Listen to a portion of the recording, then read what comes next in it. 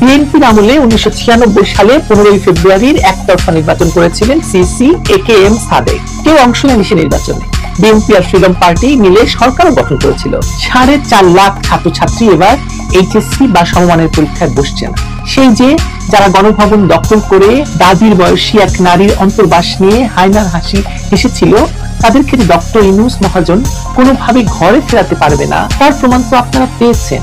যারা সারা বাংলাদেশে এই মুহূর্তে সংখ্যালঘু নির্যাতন করে যাচ্ছে। এদেশের একজন সাবেক প্রেসিডেন্ট কারওয়ান বাজার, লাখালপাড়া, মহাখালীর রেল লাইন ধরে দৌড়াচ্ছেন, আর তার পেছনে বিএনপি নামক রাজনৈতিক দলের নেতাকর্মীরা, যাদেরকে এখন আমরা মব বলে ডাকছি, তারা দৌড়াচ্ছে।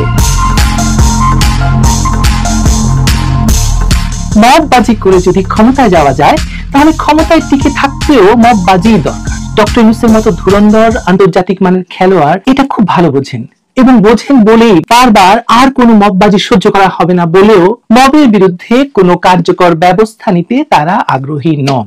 আজকে পর্যন্ত সাবেক প্রধান নির্বাচন কমিশনার এবং মুক্তিযোদ্ধা KM নুরুল হুদাকে মব দিয়ে জুতো পেটা এবং জুতোর মালা পরানোর ঘটনায় উল্লেখযোগ্য কাউকে গ্রেফতার করা হয়নি। সকলকেই ছবিতে ভিডিওতে চেনা গেলেও এমনকি স্বেচ্ছাসেবক দলের নেতা দম্ভ করে পারলে আমাকে গ্রেফতার করে দেখাক বলার পরও তাকে গ্রেফতার করা যায়নি আজও। আমার বিশ্বাস এই গ্রেফতার হবে না, কিংবা হলেও তাকে গোপনে ছেড়ে দেওয়া হবে। শোনা যাচ্ছে এর আগে যাদেরকে বিভিন্ন দুষ্কৃতির জন্য বা দুষ্কৃত কর্মের জন্য গ্রেফতার করা হয়েছিল, তারা নিজেদেরকে জুলাই যোদ্ধা পরিচয় দিলেই নাকি ছেড়ে দেওয়া হচ্ছে। যেমন জঙ্গিদেরকে ছেড়ে দেওয়া হয়েছিল, জসিমউদ্দিন রহমানীকে ছেড়ে দেওয়া হয়েছিল বিডিআর বিদ্রোহের সময় সেনা হত্যাকারীদের। আমরা তো ভুলে যাইনি সেই ইতিহাস। একা ইউনূসের অখ্যানেই তারেক রহমান দোসর। এতদিন বিশেষ করে ঢাকা শহরে মবের রাজত্ব কায়েম করেছিল কেবল ডক্টর ইউনূসের লেলিয়ে দেওয়া এনসিপি বা নাপাস সন্ত্রাসীরা।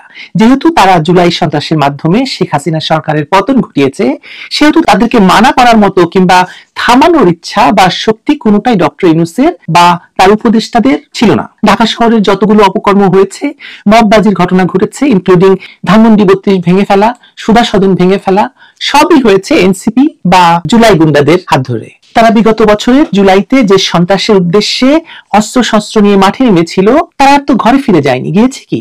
এমনকি এবছর যাদের ইন্টারমিডিয়েট পরীক্ষা দেওয়ার কথা ছিল, তারা পরীক্ষায় পর্যন্ত বসছে না, কেবলমাত্র গুন্ডামি, সন্ত্রাসী আর মববাজি করার জন্য।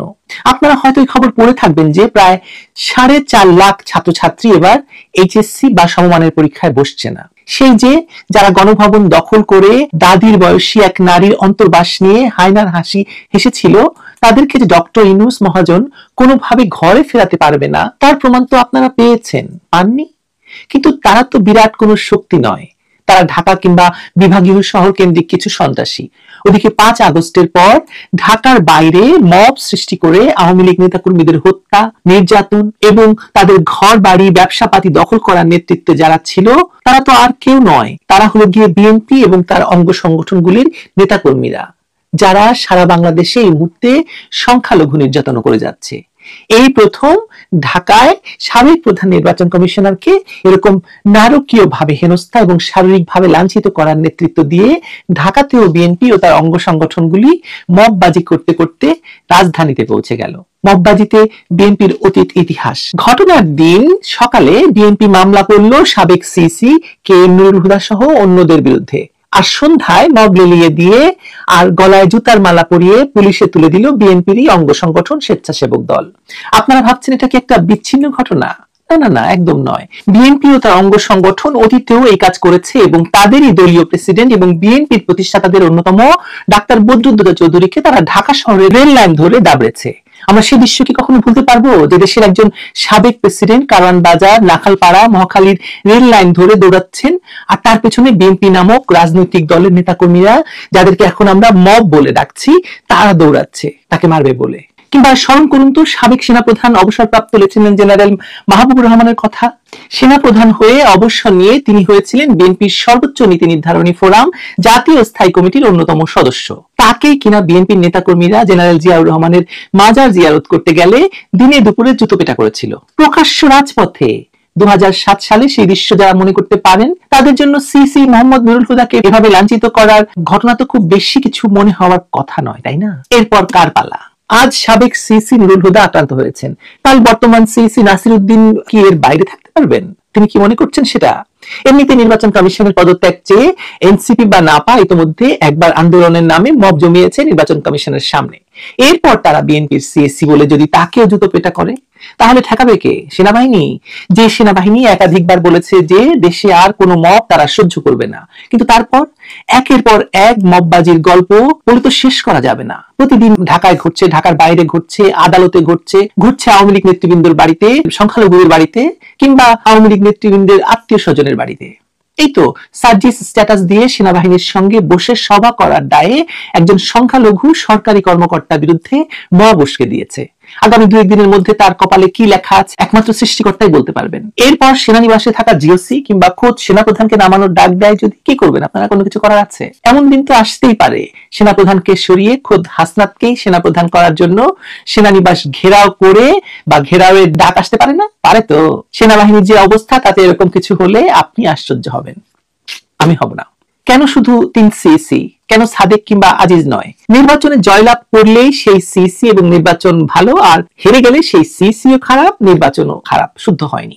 তো বাংলাদেশের নীতি, বাংলাদেশের রীতি এরকম। নইলে যে দোষে নুরুল হুদা, রাকিব কিংবা আউয়াল কমিশনের বিরুদ্ধে বিএনপি মামলা ঠুকে দিল এবং মব সৃষ্টি করে নুরুল হুদাকে যেভাবে মধ্যযুগীয় বর্বরতায় আক্রমণ করলো, তাতে একই দোষে যদি সিসি সাদেক কিংবা আব্দুল আজিজের বিরুদ্ধে কিংবা এমনকি সাবেক বিচারপতি লতিফুর রহমানের বিরুদ্ধে তত্ত্বাবধায়ক সরকারের প্রধান কেউ মামলা করে, তাদেরকেও এরকম মব জাস্টিসের আওতায় নিয়ে আসে, ও আপনারা তো ভুলে গেছেন এরা কারা, তাই না? আসেন একটু মনে করিয়ে দিই। বিএনপির আমলে 1996 সালে 15 ফেব্রুয়ারির একতরফা নির্বাচন করেছিলেন সিসি AKM সাদেক। কেউ অংশ নেয়নি সে নির্বাচনে। বিএনপি আর ফ্রিডম পার্টি মিলে সরকারও গঠন করেছিল। সেই তো শুরু দেশে তত্ত্বাবধায়ক সরকারকে নড়বড়ে করে দেওয়া কিংবা দলীয় সরকারের অধীনে যে নির্বাচন অনুষ্ঠানের ভয়ঙ্কর অবস্থা হয়, সেটা আমরা দেখতে পেয়েছিলাম। সেই সংসদ টিকে ছিল মাত্র 10-12 দিন, তবু সেই সিসি কে এভাবে কেউ অপমান করেনি। সাদেক সাহেব স্বাভাবিকভাবে মারা গেছেন 2001 সালে বিএনপি জামায়াত আমলে, বা তারও আগে 2001 সালে যখন আওয়ামী লীগ ক্ষমতা ছেড়ে যায়, বাংলাদেশে প্রথমবারের মতো শান্তিপূর্ণভাবে ক্ষমতা হস্তান্তরের ঘটনা ঘটে বিচারপতি লতিফুর রহমানের নেতৃত্বে তত্ত্বাবধায়ক সরকারে। কিন্তু কি হয়েছিল? প্রধানমন্ত্রী শেখ হাসিনা বঙ্গভবন থেকে ক্ষমতা হস্তান্তর করে বেরোতে না বেরোতেই বিরাট বড় ক্লু ঘটে যায়, এবং তার নেতৃত্ব দিয়েছিলেন সেই বিচারপতি লতিফুর রহমান। লতিফুর রহমানের একজন ঘনিষ্ঠ আত্মীয় এখন এই সরকারের খুবই ঘনিষ্ঠ, রাজার রহমান ওরফে খলিলুর রহমান ওরফে নিরাপত্তা উপদেষ্টা। সে যাই হোক, 2001 সালে বিএনপি জামায়াত আমলে প্রধান নির্বাচন কমিশনার আব্দুল আজিজের কথা মনে পড়ছে এই মুহূর্তে, যার পর নাই ব্যক্তিত্বহীন একজন সিসি ছিলেন এই সাবেক বিচারপতি। 2006 এর নির্বাচনে যে কোনো মূল্যে জেতানোর জন্য বিএনপি জামায়াত তাকে দিয়েই 1.5 থেকে 2 কোটি ভুয়া ভোটারের তালিকা তৈরি করেছিল। 111 এর সরকার না আসলে 10 দিনের মাথায় তিনি পদত্যাগ করেছিলেন, আসার পরপরই মাত্র 10 দিন ছিলেন, এবং তারপরে নতুন নির্বাচন কমিশন সেই ভুয়া ভোটার তালিকা শুদ্ধ করেছিল। আজিজ বেঁচে আছেন কিনা জানি না, বেঁচে থাকলে এখন তার বয়স হওয়ার কথা 86। আজিজের অপরাধ নুরুল হুদার চেয়ে কিন্তু কম নয়, কিন্তু আজিজ কখনো এরকম হেনস্থার শিকার হননি। ঢাকা 10 আসন, মাগুরা উপনির্বাচন এবং এসব নির্বাচনের কথা আপনারা ভুলে গেছেন। তাহলে সেসব সিসি কে ধরে আনুন, সকলে মিলে বিচার করেন।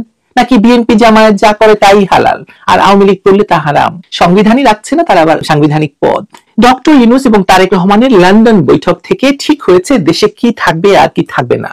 তারা সিদ্ধান্ত নিয়েছেন যে তারা আওয়ামী লীগকে নিশ্চিহ্ন করবেন। সে অনুযায়ী কাজ শুরু হয়েছিল আগেই, তবুও লন্ডন বৈঠকের পর এটি ডকুমেন্টেড হয়েছে। এরপর ডক্টর ইউনূসের মাথায় বসে তারেক রহমানের লেলিয়ে দেওয়া গুন্ডারা সাংবিধানিক পদে থাকা ব্যক্তিদেরকে শারীরিক লাঞ্ছনা থেকে শুরু করে নারকীয় কায়দায় আক্রমণের জন্য রাস্তায় নেমেছে। তারা তালিকা করে ধরে এগুবে এবং ইউনূসের সরকার কিছুই বলবে না, সেনাবাহিনীও করবে না, কারণ সেনাবাহিনী নিজেই আছে ভয়ের মধ্যে। সেনাপ্রধান নিশ্চয় নিজেকে বাঁচানোর টালে আছেন।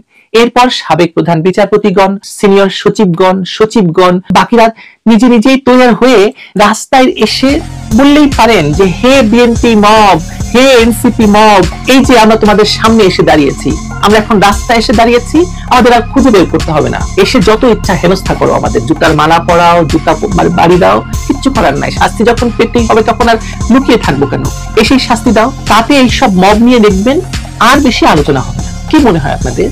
প্রস্তাব কি ভালো নয়?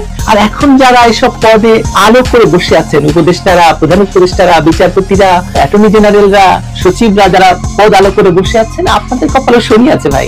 আমি দেখতে পাচ্ছি আপনাদেরকে তো ফরাসি বিপ্লবের মতো গিলোটিনে চড়ানো হবে। গিলোটিন চেনেন তো? না চিনলে গুগল করুন, জলদি করে ফেলুন গুগল। আর ভালো থাকুন।